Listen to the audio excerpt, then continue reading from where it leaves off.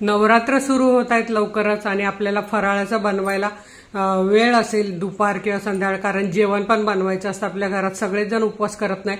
तर हे झटपट मी 4 लाडू 4 प्रकारचे दाखवलेले आहेत. शेंगदाणा लाडू आहे, राजगिरा लाडू आहे, भगर लाडू आहे, साबुदाणा लाडू आहे. तर तुम्ही हे झटपट कसे बनवायचे ते व्हिडिओ पूर्ण बघा, व्हिडिओला लाईक करा. तर नमस्कार, मी अनिता केदार रेसिपीज मराठीमध्ये तुमचं मनापासून स्वागत आहे. तर चला बघूया आपण 4 प्रकारचे उपवासाचे लाडू. नवरात्र स्पेशल 4 प्रकारचे लाडू बनवायचे आहेत आपल्याला. त्यासाठी मी साबुदाणे घेतलेत, साबुदाण्याचे बनवायचे आपल्याला. ही आहे भगर, म्हणजे ज्यांना नंतर म्हणाल ते पीठ कसलं घेतलं त्यामुळे मी हे आधी दाखवते. ही भगर, हे आहेत आपले शेंगदाणे आणि हा आहे राजगिरा. खूप हेल्दी असतो हा. तर हा असा बारीक मोत्यासारखा असतो. हा बघा, राजगिऱ्याचे लाडू मिळतात फुलवलेले, ते तर सर्वांना माहीतच असेल. तर ते मी रेडीमेड पीठ घेतलेलं आहे. हे बघा, राजगिरा आटा तुम्हाला दिसतच असेल आणि हे वरई आटा म्हणजे भगरचं पीठ. म्हणजे आपलं पटकन लाडू होतील, कारण आपल्या स्त्रियांना तर घरात सगळंच बनवायचं असते त्यामुळे वेळ मिळत नाही.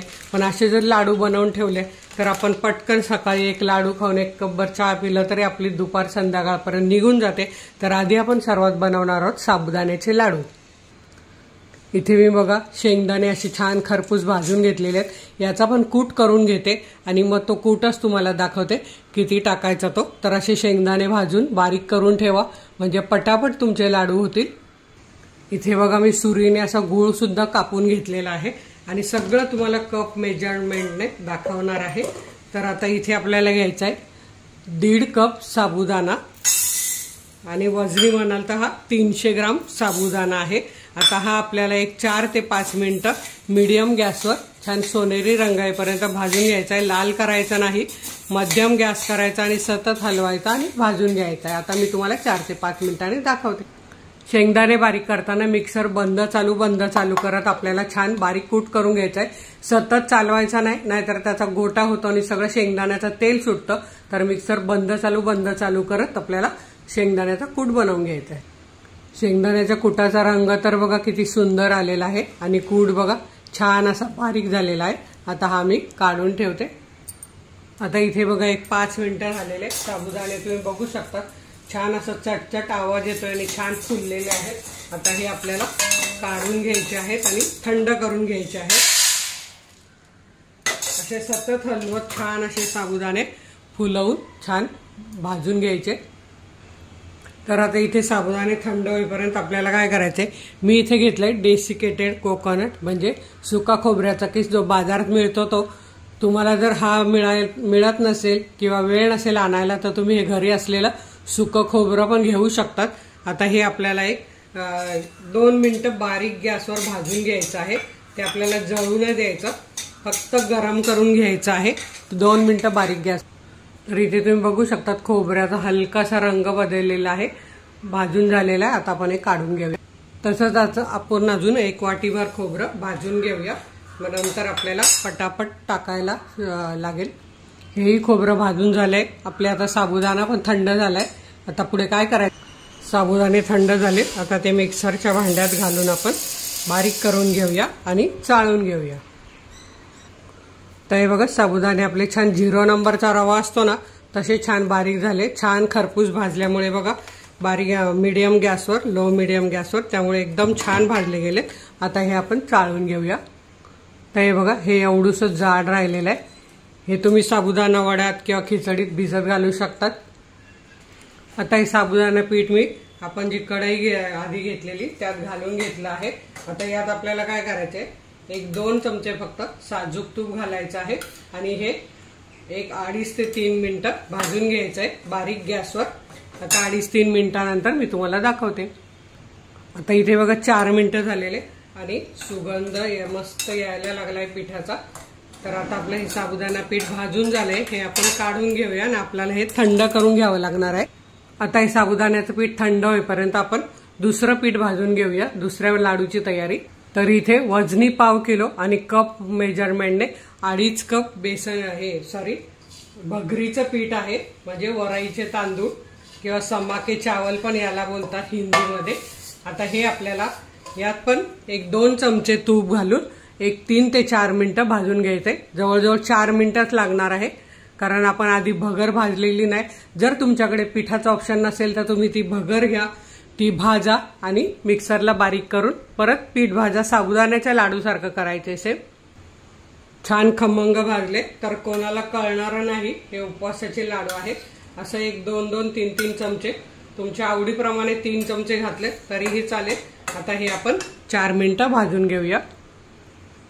भगरीचं पीठ भाजते तोपर्यंत राजगिऱ्याचं पीठ चाळून घ्यायचं। इथे बघा आपलं भगरीचं पीठ 5 मिनिटं भाजलं गेलंय। सुगंध यायला सुरुवात झाली आणि बघा जसं बेसन तूप सोडतं तसं आपण कमी प्रमाणात तूप टाकलंय, पण ते आता पीठ असं ओलसर व्हायला सुरुवात झालेली आहे। आपण कमीच टाकलंय त्यामुळे ते एवढंच राहणार। आता आपण हे भगरीचं पीठ काढून घेऊया। तर हे बघा आपलं राजगिऱ्याचं पीठ पण वजनी पाव किलो आणि मेजरमेंटनुसार 2.5 कप आहे। 2.5 कपाला आपण 3 चमचे याला पण साजूक तूप घालूया आणि हे पण आपण 5 ते 6 मिनिटं छान भाजून घेऊया। जेवढं छान भाजाल तेवढे लाडू तुमचे खुसखुशीत आणि चवीला छान लागतील। कच्चेपणा त्याचा गेला पाहिजे। तर इथे बघा राजगिऱ्याच्या पिठाला पण 5 मिनिटं झाली। सुगंध तर सुटलाच आहे आणि रंगही छान बदललेला आहे। आता हेही मी काढून घेते आणि आता आपण कुठले कुठले लाडू पटापट बनवायचे ते दाखवते। आता इथे बघा सर्वात आधी आपण साबुदाण्याचं पीठ भाजलं होतं आणि खोबरं भाजून घेतलेलं अर्धी वाटी ते घालूया। 1 वाटी मस्त भाजलेल्या शेंगदाण्याचा कूट घालायचा आहे। अगदी हलकं कोमट आहे आणि 1 वाटी म्हणजे 200 ग्राम आपल्याला इथे गूळ घालायचा आहे।